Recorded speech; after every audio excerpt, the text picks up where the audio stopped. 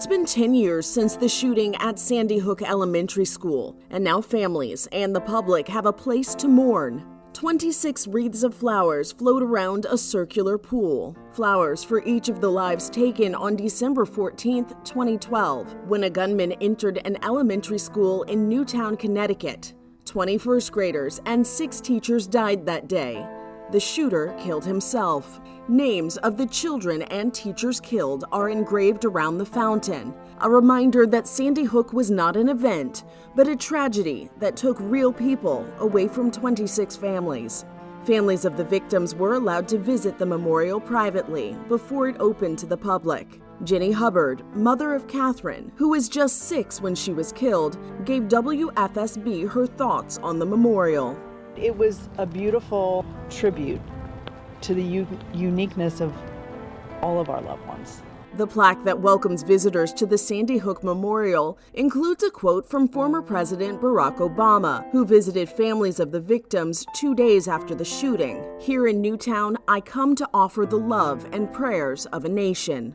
President Obama spoke at a benefit for the Sandy Hook Promise Organization on December 6, 2022. Perhaps the most bitter disappointment of my time in office, the closest I came to being cynical,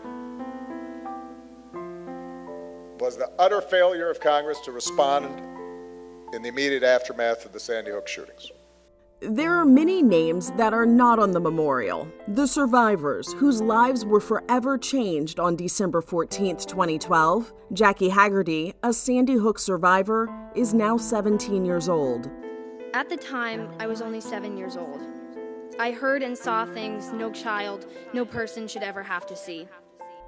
6-year-old Dylan was shot multiple times during the Sandy Hook shooting. His mother, Nicole Hockley, turned her grief into activism by co-founding Sandy Hook Promise, a nonprofit organization that aims to prevent gun violence. This year alone, I think we're already over 40,000 deaths. It's the #1 cause of death for children under the age of 19. We're averaging 2 mass shootings a day. The Sandy Hook Memorial is now open to the public as a place to reflect and remember. The building where the shooting took place was torn down. On that property, a new school stands. For Inside Edition Digital, I'm TC Newman.